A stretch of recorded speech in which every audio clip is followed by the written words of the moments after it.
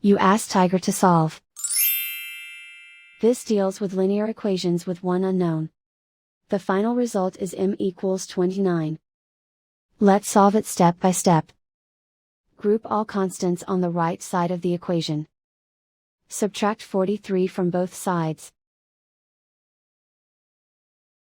Group like terms.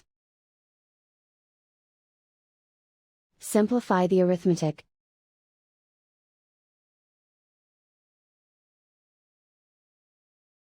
Convert the m into a positive number. Multiply both sides by -1. Remove the ones.